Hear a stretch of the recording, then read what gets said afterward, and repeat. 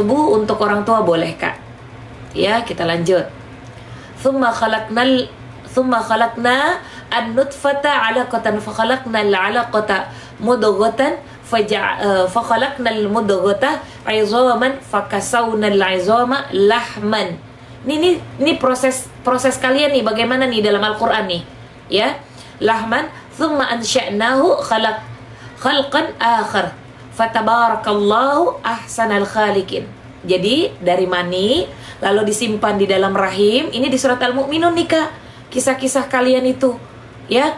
Kalian itu bisa jadi sampai detik ini bagaimana, yaitu dikisahkan dalam Al-Quran, semua ada, ya. Oke, dari setetes mani lalu kalian dimasukin di dalam rahim.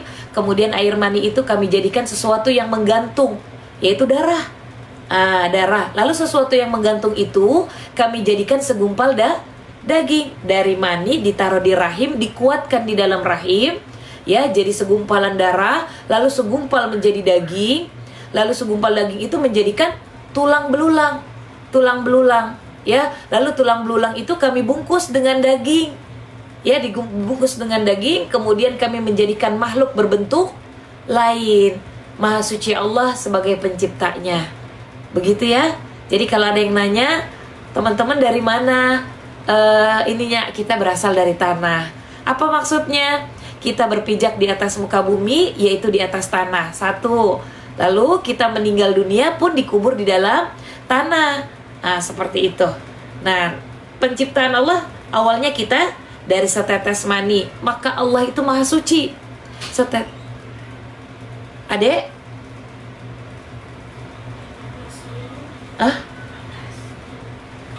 Di tempat kacamata. Kafenya juga berapa? Di situ ada, di situ tempat kacamata, coba lihat. Iya Kak? Jadi penciptaan manusia itu tolong diingat.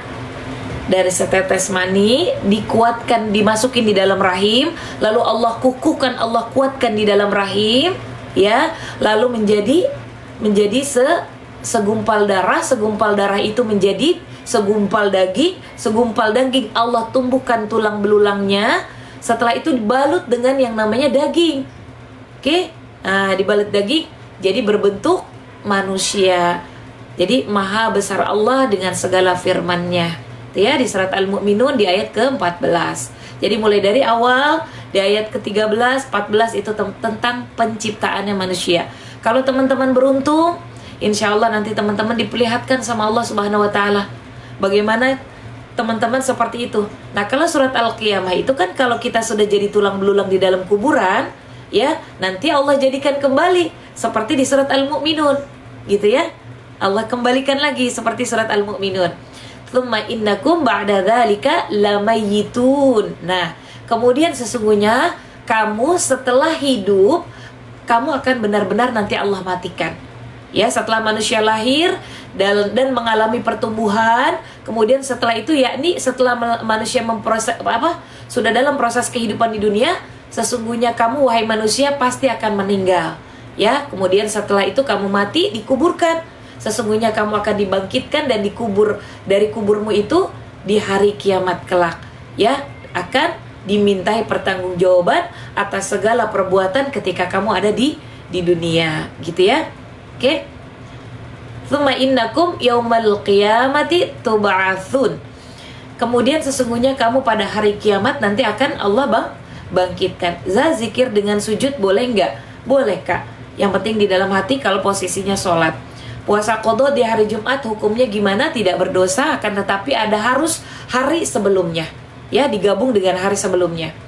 Aku terlanjur berjanji sama orang tua mau ke rumahnya, sedangkan orang itu berpindah rumah, gimana? Kalau dia pindah rumah, kamu punya nomor kontaknya atau keluarganya, silakan datangi. Ya, kalau memang sudah pindah, kan kita tidak tahu dia sudah pindah atau belum. Kita lanjut ya. Oke. Jangan lupa mengucap kalimat-kalimat thayyibah ya. Oke. Sabtu Minggu puasa qadha boleh. Walaqad khalaqna fawqakum sab'a tara'iq wa ma kunna 'anil khalqi ghafilin. Sungguh kami telah menciptakan 7 langit di atas kamu. Saya udah bilang ada 7 lapis langit ya. Dan kami tidaklah lengah terhadap ciptaan kami, kata Allah Subhanahu wa taala. Kakak kalau qada puasa sebaiknya di Senin Kamis ya Kak, karena kakak dapat double pahala. Seninnya dapat pahala juga, tapi kakak mau dapat hari Sabtu Minggu juga boleh. Sholat qobliyah subuh qada dulu, iya ya, qada dulu Kak ya. Jadi di atas kepala kalian ada yang namanya langit. Nah, kenapa Allah ciptakan langit? Supaya kalian coba lihat. Ada orang yang taraf hidupnya di sini, ada yang middle, ada yang di tengah, ada lagi yang di atas. Di atasnya kalian itu ada lagi langit. Jadi Allah tuh yang maha segalanya Kak, maha segalanya. Sungguh kami telah menciptakan 7 langit di atas kamu, dan kami tidaklah lengah terhadap ciptaan. Jadi demikianlah kekuasaan Allah untuk menciptakan manusia melalui tahapan-tahapan yang sangat mengagumkan. Begitu pula besar nikmat Allah karuniakan kepada manusia, dan di antara nikmat itu adalah bahwa sungguh kami telah menciptakan 7 lapis langit tadi ya. Oke, jadi kalau kalian merasa kaya, masih ada yang lebih kaya, ada lagi yang lebih kaya gitu ya. Doa agar bisa lancar baca Al-Quran, tinggalkan maksiat, jauhkan maksiat ya. Oke, insya Allah akan lancar dalam membaca Al-Quran. Wa anzalna minas sama'i ma'an biqadarin fa'askannahu fil ardi wa inna ala dhahabim bihi laqadirun. Lalu kami turunkan air dari langit dengan suatu ukuran. Nah, inilah sistem fisika ya. Oke, kami turunkan air dari langit dengan suatu ukuran, lalu kami jadikan air itu menetap di bumi, dan sesungguhnya kami berkuasa, maha kuasa melenyapkannya. Jadi kalau ada hujan, nah itulah bentuk pemeliharaan kami adalah bahwa kami bisa turunkan air tawar dan berbagai bentuk dari cairan hingga butiran es dari langit ya Kak, dengan suatu ukuran bagi makhluk ciptaan kami. Lalu untuk memudahkan pemanfaatnya, kami jadikan air itu dan menetap tersimpan di bumi ya Kak, dan kami pasti berkuasa pula untuk melenyapkan. Namun kami tidak melakukannya karena rahmat kami adalah untuk seluruh alam, rahmatan lil alamin. Jadi kalau ada hujan, berdoa Kak. Orang yang meninggal di atas tanah kuburannya, dia senang karena dia membawa rahmat. Air hujan itu membawa rahmat. Bagi orang meninggal, membawa rahmatnya apa? Ketika beliau di dalam kuburan itu dipukul sama malaikat karena hukuman yang pernah dia lakukan ketika di dunia, maka terhenti seketika itu karena rahmatnya Allah turun melalui hujan. Maka kalau punya kuburan, gak usah pakai ada atapnya, biar aja dibuka begitu ya, gak usah pakai terlalu banyak yang namanya lantai-lantai apa itu, biar aja di samping-sampingnya aja, supaya tidak. Contoh misalnya makam orang tua saya ya, kenapa di sampingnya itu dikasih apa sih itu namanya, kayak bukan ubin ya Kak, karena datarannya rendah. Kalau tidak dikasih ubin, dia blok masuk ke dalam. Kalau cuma tanah aja, ketika air hujannya turun kan datarannya rendah gitu ya. Nah, itu seperti itu, fungsinya menahan, itu nggak apa-apa. Nah, sebaiknya di atasnya nggak usah dipakai apa-apa, udah rumput aja, rumput ya Kak. Nah, itu jauh lebih baik. Nah, bagi tumbuhan di sekitar di seluruh dunia ini, ketika hujan turun itu membawa rahmat Kak. Padi, tanaman ya, buah-buahan, sayur-sayuran, kita kan nggak bisa nyiramin keseluruhan gitu ya.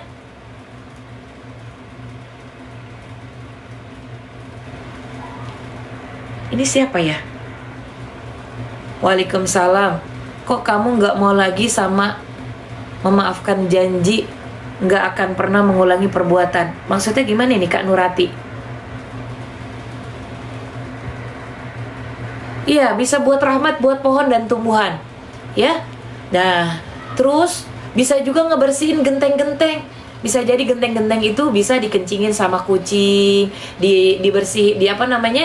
dikencingin sama binatang-binatang yang ada di atas. Nah, jadi membawa rahmat ya.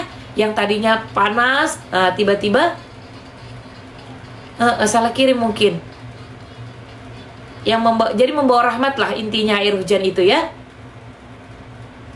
Fa'ansya'na lakum bihi jannatin min nakhlin min nakhli wa a'nabi wa a'nabil lakum fiha fawakihu katsiratun minha ta'kulun. Nah, ini tadi saya bilang. Lalu dengan air hujan itu kami tumbuhkan untukmu kebun-kebun, kebun kurma, ada buah-buah anggur, ya. Di sana kamu mendapatkan buah-buahan yang banyak dan dari sebagian itu kamu bisa makan. Lihat Allah begitu baik Kak sama kita. Allah udah ngasih air hujan supaya bisa kamu makan dari makanan yang subur, buah-buahan, sayur-sayuran, ya. Jadi hujan itu membawa rahmat. Jangan ketika hujan kamu marah-marah. Dah hujan lagi, cucian gak kering-kering. Jangan. Berdoa yang baik, ya. Ya Allah ya Ghafar, maafkan saya ya Allah. Kakak tahu air hujan, saya tuh kalau naik motor Kak, air hujan itu saya buka helm saya. Itu percikan ke muka itu Kak, itu berasa kayak pijatan anti-aging. Anti-aging itu buat wajah. Jadi kalau ada hujan itu saya buka helm, saya kasih gini muka saya. Gitu ya. Nah ini lagi nih, hujan membawa rahmat apa? Wasyajaratan takhruju min turin sainaan tambutul biduhni wasibghil lil akilin. Kami tumbuhkan pohon zaitun yang tumbuh di Bukit Sinai, ya, yang menghasilkan minyak, lauk pauk, pembangkit selera bagi orang-orang yang makan tuh. Ya. Jadi di atas rahmat kami pula kami tumbuhkan pohon zaitun yang tumbuh pertama kali dari Gunung Sinai, ya kan, dengan berbagai manfaat. Buah yang menghasilkan minyak yang menjadikan bahan pembangkit untuk selera bagi orang-orang yang makan. Masya Allah Kak, luar biasa Kak, semua yang Allah ciptakan. Oke? Wa inna lakum fil an'ami la'ibratan nusqikum mimma fi butuniha walakum fiha manafi'u katsiratun minha ta'kulun. Sesungguhnya pada hewan-hewan ternak, ya, benar-benar terdapat pelajaran bagi kalian. Kami memberi minum kamu dari sebagian apa yang ada di dalam perut. Nah, lihat al-mu'minun nih Kak, Masya Allah, luar biasa. Ada hewan ternak yang bisa dijadikan kamu minum. Apa itu? Hewan ternak apa? Hewan ternak apa? Ada yang tahu? Ada yang tahu hewan ternak apa? Sapi, kambing. Dijadikan air susu. Ya Kak? Air susu. Padanya terdapat banyak manfaat untuk kita semua. Dan sebagian dari kamu yang kamu makan. Masya Allah Kak. Dan di samping air serta kebun-kebun yang tumbuh dengan sesungguhnya, pada hewan-hewan ternak terdapat suatu pelajaran. Kami juga memberi minum kamu dari air susu yang penuh nutrisi. Bayangin Allah sayang kan sama kita, supaya kamu gak sakit, supaya kamu tetap sehat. Ada sayur, ada buah, ada susu buat nutrisi. Masya Allah, binatang ternak Kak.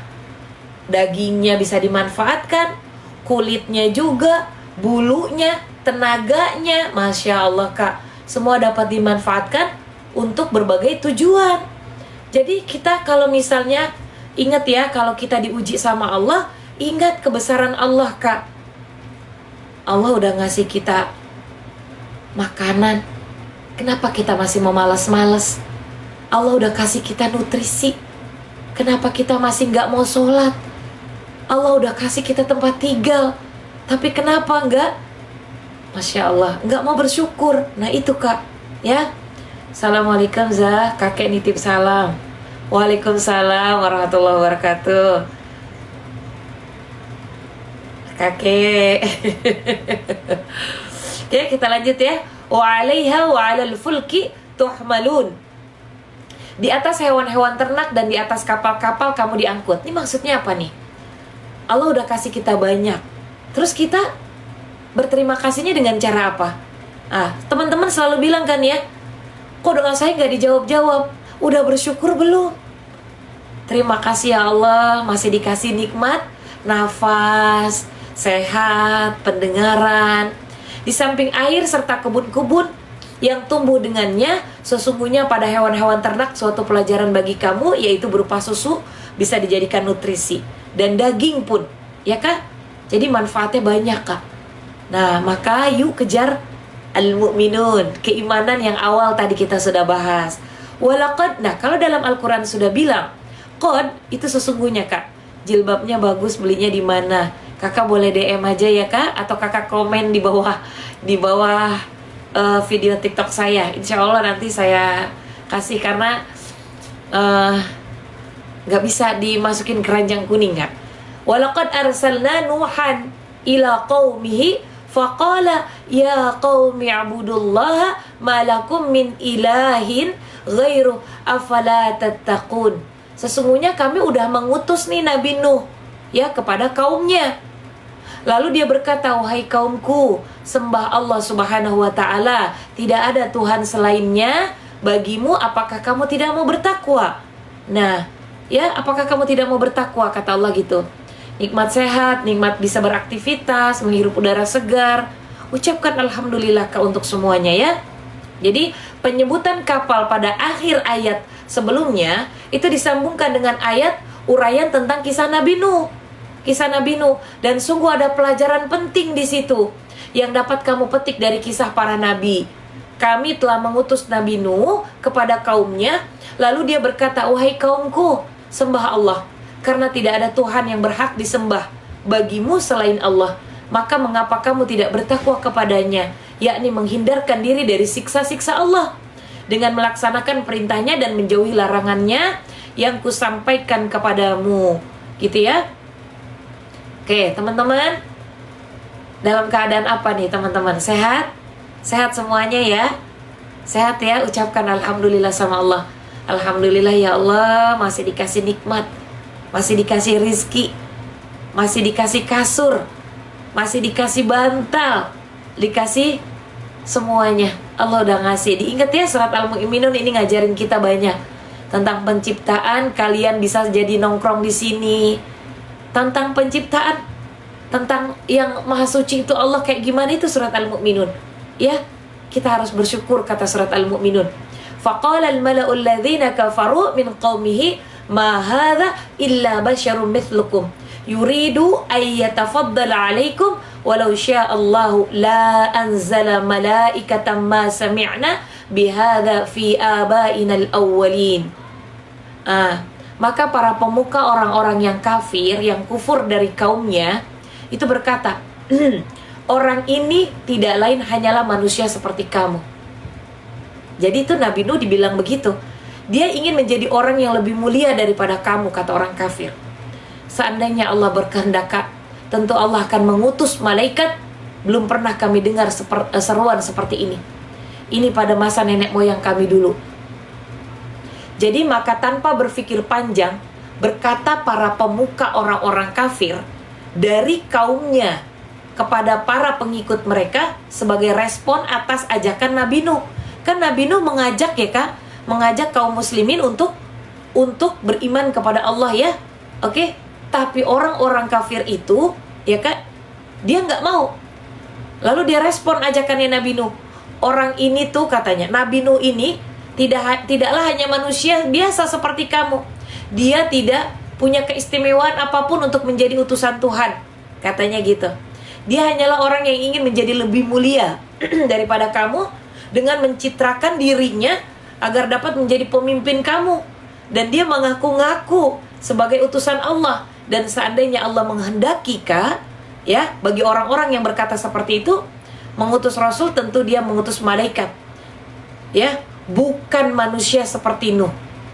Bukan manusia seperti Nuh. Belum pernah kami mendengar seruan seperti itu.